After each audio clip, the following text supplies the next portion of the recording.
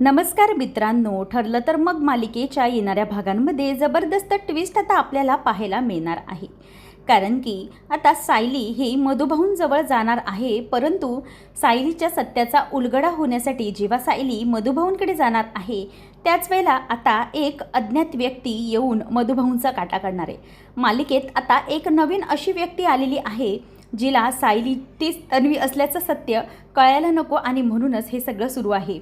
परंतु आता एक गोष्ट निश्चित की किती काही झालं तरीही सायली मधुभाऊंपर्यंत जेव्हा जाणार आणि ती अज्ञात व्यक्ती आता मारायला मधुभाऊंपर्यंत येणार आहे त्याच वेळेला सायली आणि अर्जुन अगदी अचूक वेळेत त्याच्यापर्यंत पोचणार आहेत आणि आपल्या मधुभाऊंचा जीव वाचवणार आहेत. त्यामुळे आता नेमके नवीन कोणते ट्विस्ट अँड टर्न मालिकेमध्ये येणार आहेत हे सगळे आपण आजच्या या व्हिडिओमार्फत पाहणार आहोत. चला तर मग वेळ न घालवता व्हिडिओला आपण सुरुवात करूया. तर मित्रांनो, आतापर्यंत आपण मालिकेमध्ये पाहिलं आहे की सायलीला अखेर तन्वीची आवाज म्हणजे तन्वीची जी कॅसेट असते आणि त्यातला आवाज जो असतो तो प्रतिमासोबत ऐकायला मिळतो. म्हणजे जी शुभंकरोतीची कॅसेट असते ती सगळी कॅसेट आता सायली ऐकून घेते आणि त्याचमुळे त्या कॅसेटमुळे आता सायलीला खूप मोठा आनंद झालेला असतो. परंतु प्रतिमालाही आपल्या लेकीचा लहानपणीचा आवाज ऐकून इमोशनल व्हायला झालेलं असतं. त्याच वेळेला इथे आता सायली ही प्रतिमाकडे बघत असताना विचार करते की हा आवाज मला ओळखीचा वाटतोय. खरंच मी प्रतिमा त्याला हे सांगू का की हा जो आवाज आहे तो मला माझ्या ओळखीचा वाटतोय आणि या आवाजाशी माझा काहीतरी संबंध आहे, हे मी प्रतिमा त्याला सांगू का, असं सगळं आता तिला जाणवत असतं. त्यामुळे ती बाकीचा विचार करत असते. तर इथे आता हे सगळं घडत असताना जो अज्ञात व्यक्ती म्हणजेच आपण म्हणत होतो तो मित्र असतो सचिनचा. आता सचिनने मुद्दामच हे सगळं करण्यासाठी त्या गोष्टीचा सहारा घेतलेला असतो. आता आपल्याला महिपत दाखवण्यात आला आहे की महिपत हा खूप सुधारला आहे, तो सगळ्या गोष्टी अगदी व्यवस्थितपणे करतो. परंतु मित्रांनो, महिपतचा पडद्यामागचा चेहरा हा फक्त आणि फक्त सचिनला माहीत आहे आणि महिपतला एवढंच कळतं की किती काही झालं तरीही सायली ही तन्वी असल्याचं सत्य तिच्या कुटुंबामार्फत पोचायला नको. कारण की जर हे संपलं झालं तर मग सगळाच खेळ संपला. कारण की प्रिया आणि बाकीचे सगळे मिळून त्या अर्जुनला अडकवू शकतात आणि प्रिया आणि बाकीचे सगळे मिळून अर्जुन आणि त्याच्या फॅमिलीला संपवू शकतात. त्यामुळे आता अगदी आनंदाने जाणून घ्यायला आलेले असतात. कारण की सगळं होत असताना ती सायलीला मात्र तिच्या सगळ्या मॅनेज करते, कसं काय करते हे सगळं आता सायलीला पाहायचं असतं. आणि त्याचमुळे सायली ही विचार करते की किती काही झालं तरीही मला आता तन्वीची माहिती काढायला हवी. मग सायलीच्या डोक्यामध्ये विचार येतो की हा जो आवाज आहे तो मी एखाद्या व्यक्तीला ऐकवू शकेन तर, म्हणजे जो तिचा लहानपणीचा आवाज असतो तो आवाज जर तिला लहानपणी कोणी बघितलंय त्या व्यक्तीने ऐकला तर कदाचित या सगळ्याचं उत्तर तिला मिळू शकतं आणि त्यासाठी सायली त्या उत्तराला शोधण्याचा प्रयत्न करत असते. त्यानंतर मग आता प्रतिमा ही सगळा विचार करत असताना सायलीला विचारत असते की नेमकं सगळं काय आणि कसं आहे ते. त्याच वेळेला इथे आता सायली ही म्हणते की बस आता तरी मला एकच गोष्ट कळायला हवी की हे सगळं जे काही घडतंय ते खरंच माझ्या बाजूने घडणार आहे की आणखी कोणाच्या बाजूने. जर मला प्रेग्नेन्सीपासून या सगळ्या गोष्टींचं सत्य जाणवतंय म्हणजे ही तन्वी आहे का की आणखी कोणी, की हा कोणाचा आवाज आहे, हे सगळं उत्तर मला एकच व्यक्ती देऊ शकते, ते म्हणजे माझे मधुभाऊ ज्यांनी मला लहानपणी सांभाळलं होतं. आता मधुभाऊंचा म्हणजेच माझा जो आवाज आहे तो मधुभाऊ अगदी करेक्ट ओळखतील. कारण की शुभंकरोती मी पण लहानपणी अशीच म्हणायचे आणि हाच माझा आवाज आहे असं मला जाणवतं. त्यामुळे मी आता एकच गोष्ट करते, मधुभाऊंकडे जाऊन या सगळ्या गोष्टींचा खुलासा मला करायला हवा. म्हणून सायली आता त्याच गोष्टीच्या विचारामध्ये असते. तर दुसऱ्या दिवशी सायली लवकर उठते आणि प्रतिमा आत्याजवळ नाश्ता वगैरे करून तिला सांगते की प्रतिमा आत्या मला ना जरा निघावं लागेल. तेव्हा प्रतिमा आत्या म्हणते की अगं सायली बाळा तू कुठे जातेस, आणि ना मला अर्जुनने अगदी ठणकावून सांगितलं बरं की तुला कुठेही पाठवायचं नाही आहे, त्यामुळे तू जरा विचार कर, म्हणजे मला अर्जुनला सांगावं लागेल.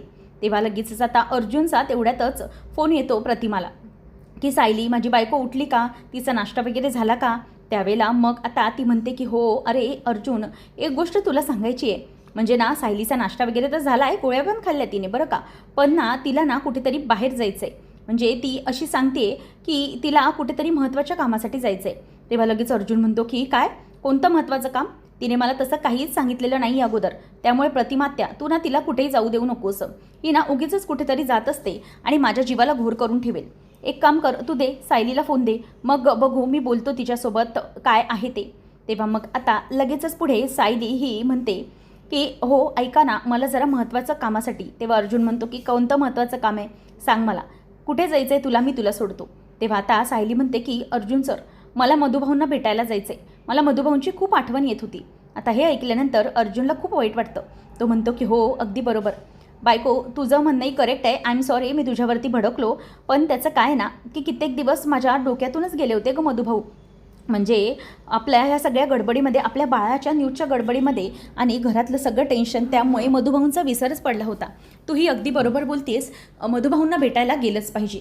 तेव्हा मग आता लगेचच तो म्हणतो की ओके ठीक आहे, एक काम कर, तू तू तयार हो, मग मी तिथे येतो, आपण दोघंही जाऊया मधुभाऊंना भेटायला. तेव्हा आता सायली म्हणते की एक काम करा ना अर्जुन सर, तुम्ही इथे येणार, मग नंतर आपण दोघंजणं जाणार, त्यापेक्षा एक काम करता येईल ना, तुम्ही डायरेक्ट तिथेच हॉस्पिटलमध्ये मला भेटा, मग त्यानंतर आपण दोघंही तिथेच भेटूया. मी इथून डायरेक्ट रविराज काकांच्या गाडीने येईन, कसं. तेव्हा अर्जुन म्हणतो की ओके चालेल, पण तू कुठल्याही ऑटोने वगैरे यायचं नाही आहेस, तू रविराज काकाच्या गाडीनेच यायचं आहेस. तेव्हा मग ती म्हणते की हो हो चालेल, तेवढं तर मी ऐकू शकते. आणि नंतर मग सायलीच्या डोक्यामध्ये विचार यायला लागतात. ती म्हणते की आता फायनली माझ्या मधुभाऊंकडून मला उत्तर मिळणार आहे. म्हणूनच आता सायली जी कॅसेट असते आणि जो जुना टेप रेकॉर्डर असतो तो सगळं घेऊन ती आता मधुभाऊंबरोबर म्हणजे मधुभाऊंजवळ हॉस्पिटलमध्ये पोहोचलेली असते.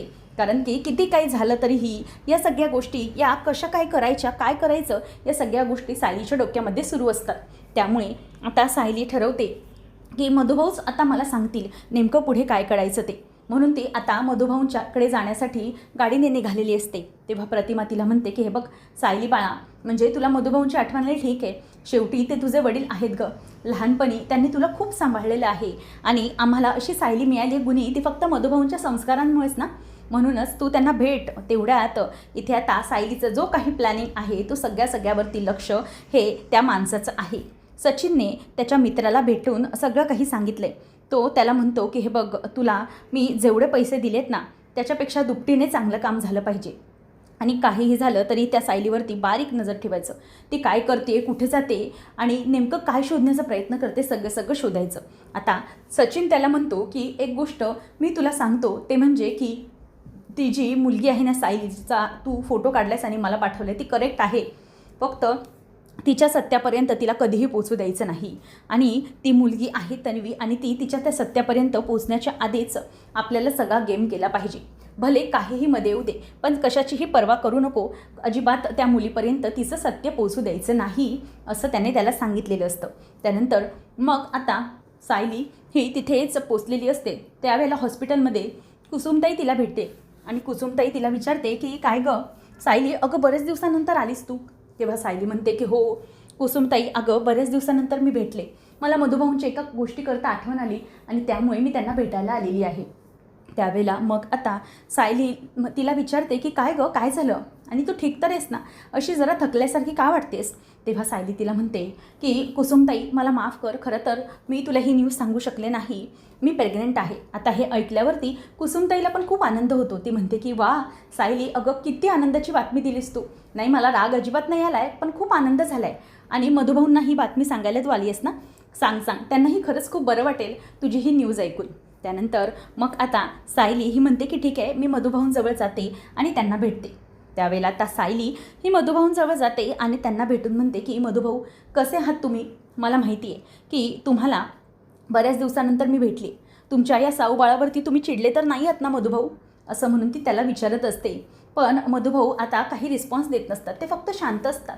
तेव्हा मग ती म्हणते की मधुभाऊ माझ्या मनामध्ये ना गेले काही दिवस विचारांचा काहूर माजला आहे आणि एका मुलीला आपल्या बापाची आठवण आली आहे. म्हणजे एका मुलीला बापाची आठवण जेव्हा येते, जेव्हा ती खूप मोठ्या संकटात असते मधुभाऊ, आणि मी खरंच खूप मोठ्या संकटात सापडले आहे. एक मोठी द्विधा मनस्थिती माझ्यासमोर उभी आहे आणि तेही माझ्या आयुष्यातल्या सुवर्ण काळामध्ये. मधुभाऊ तुम्हाला सांगायचं होतं, मी गरोदर आहे आणि लवकरच तुम्ही आजोबा होणार आहात, पण त्याच्यासाठी तुम्हाला ठीकठाक झालं पाहिजे ना मधुभाऊ, म्हणजे लवकरात लवकर तुम्हाला उठून उभं राहता आलं पाहिजे. तुमच्या या नातवंडाला तुम्ही खेळवणार कसं ना मधुभाऊ, त्यासाठी तुमची तब्येत लवकर बरी करा. तेव्हा मग आता हे ऐकून मधुभाऊंच्या डोळ्यात जरासं पाणी तरळतं, कारण की किती काही झालं तरीही त्यांनी आपल्या साऊला आपली लेक मानलेली असते आणि त्याचमुळे त्या लेकीसाठी मधुभाऊ काहीही करायला अगदी तयार असतात. तेव्हा मग सायली त्यांना सांगते की मधुभाऊ, मला एका प्रश्नाचं उत्तर हवं आहे, फक्त ते हो की नाही ते तुम्ही मला सांगा. त्याच वेळेला आता सायली म्हणते की मधुभाऊ, मी तुम्हाला एक कॅसेट ऐकवते, त्या कॅसेटमधला मुलीचा आवाज हा माझाच आहे लहानपणीचा की नाही ते फक्त तुम्ही मला डोळे ब्लिंक करून सांगा. म्हणजे डोळे तुम्ही उघडझाप करा हवं तर पापण्यांची, पण तुम्ही मला खरंच सांगा. तेव्हा मग आता सायली ती जो टेप रेकॉर्डर असतो तो टेप रेकॉर्डर ऐकवते. शुभं करोती कल्याणम आरोग्यम धनसंपदा. आता ही जी शुभं करोतीची सगळी प्रार्थना असते ती त्या टेपमध्ये ती प्ले करते आणि त्याच वेळेला ती प्रार्थना प्ले केल्यानंतर मधुभाऊंच्या मनातून मधुभाऊ बोलत असतात की साऊ बाळा, अगं हो, हा तुझाच आवाज आहे, हा आवाज मी कसा विसरू शकतो बाळा. रोज संध्याकाळी दिवे लावणीला 7 वाजता तू अशी शुभं करोती म्हणायची, सगळ्या मुलांना शिकवायचीस. खरंच खूप लागवी होता हा आवाज. मला आता कसं सांगू साऊ बाळा, मला ओरडून सांगायचं आहे की हो, हा तुझाच आवाज आहे, कारण की तू रविराजांची आणि प्रतिमाची मुलगी आहेस. हे सगळं मला तुला अगदी ठणकावून सांगायचं आहे, पण काय करू, मला बाळा काही सांगताच येत नाही आहे. तेव्हा मग सायली म्हणते की मधुभाऊ, मला तुम्ही खरंच सांगा ना, हे खरं आहे की खोटं. तेव्हा आता तेवढ्यातच अर्जुन तिथे येतो आणि म्हणतो की बायको, काय झालं आहे, तू मधुभाऊंना काय ऐकवतेस. तेव्हा ती पटकन रेकॉर्डर बाजूला ठेवते आणि म्हणते की काय नाही. आणि तितक्यातच आता जो सचिनचा मित्र असतो तो मित्र हा सायलीवरती पाळत ठेवून असतो आणि तो तिला बघत असतो, म्हणजे सायली नेमकं काय करण्याचा प्रयत्न करत आहे आणि काही करून कुठल्याही गोष्टीत मधुभाऊंपर्यंत तिचं बोलणं पोचायला नको यासाठी या सगळ्या गोष्टी सुरू असतात. त्याच वेळेला आता इथे सायली ही बोलते की मधुभाऊ सांगा ना, पण अर्जुन आणि कुसुम आल्यामुळे तिला काही बोलता येत नसतं. सायलीला ते दोघंही म्हणतात की डॉक्टरांनी सांगितलं आहे की जास्त वेळ भेटायचा नाही आहे म्हणून. म्हणजे कुसुम म्हणते की सायली, मधुभाऊंना ना कदाचित त्रास होऊ शकतो म्हणून मला किंवा कोणालाही जास्त बोलायला देत नाहीत गं, याचंच खरंच खूप वाईट वाटतं. त्यावेळेला मग आता इथे सायली ही बाजूला होते आणि सायली हिला खरंच असं वाटत असतं की तो माझाच आवाज आहे, कारण की मधुभाऊ ज्या पद्धतीने म्हणजे डोळे अगदी पापण्यांची उघडझाप नाही, परंतु त्यांचे डोळे असे तीक्ष्ण झाल्यासारखे झाले होते, ते खरं तर याच गोष्टीमुळे झाले होते. कारण की तिला कळलेलं असतं की मधुभाऊंनी हे उत्तर होकारार्थी धरलेलं आहे म्हणून. मग त्यानंतर इथे आता तो माणूस असतो तो सायली आणि अर्जुन बाहेर निघाल्यानंतर येतो. आता सायली ही हळूच मधुभाऊंकडे बघत असते आणि त्याला निघता म्हणते की मधुभाऊ, तुम्हाला आता मला काही उत्तर देता आलं नाही, परंतु मी खरंच वाट बघेन तुमच्या उत्तराची. लवकरात लवकर तुम्ही तुमच्या या साऊबाळाला कधी सत्य सांगताय ना, आणि त्यावेळेची मी अगदी आतुरतेने वाट पाहीन मधुभाऊ. असं म्हणून आता ती त्यांना सांगत असते आणि सगळं जे काही सत्य आहे ते सत्य लपवण्याचा प्रयत्न होऊ नये म्हणून हे सगळं सुरू असतं. तर आता सायली आणि अर्जुन दोघंजणही मधुभाऊंना भेटून बाहेर पडतात. सायलीची जी मनस्थिती असते ती मधुभाऊंना भेटून त्यांच्याकडे मन मोकळं करून खूप अगदी बरी वाटत असतं तिला. आणि ते लोक बाहेर पडल्यानंतर तेवढ्यातच आता जो सचिनचा मित्र असतो तो मित्र आता त्याजवळ जातो आणि मनातच म्हणतो की काय रे, आता या म्हाताऱ्यालाही सत्य विचारणार, मला त्याच्या अगोदरच त्याचा पर्दाफाश केला पाहिजे, या माणसाचा कायमचा खेळ खल्लास गेला पाहिजे. म्हणूनच आता तो सायली बाहेर आल्यानंतर विचार करतो की काही झालं तरीही मी या म्हाताऱ्याला जिवंत राहू देणार नाही, याला मारलाच पाहिजे. आणि जर उद्या जाऊन ह्या म्हाताऱ्याने सत्य सांगितलं तर मात्र पूर्णपणे वाट लागू शकते, आणि म्हणूनच मला सायलीचं सत्य तिच्यापर्यंत काही करून पोचू द्यायचं नाही, आणि त्याचसाठी मला हे सगळं करावं लागेल. असं म्हणून आता इथे सायलीचं जे सत्य असतं ते पूर्णपणे त्या मधुभाऊंबरोबरच संपवण्यासाठी तो जो असतो त्याने पटकन मधुभाऊंजवळ तो जातो आणि मधुभाऊंचा जो ऑक्सिजन मास्क असतो तो पटकन आता बाजूला काढून टाकतो. आणि तो मास्क बाजूला काढल्यानंतर मधुभाऊ अगदी असे हाताची अंगाची तडफड करायला लागतात.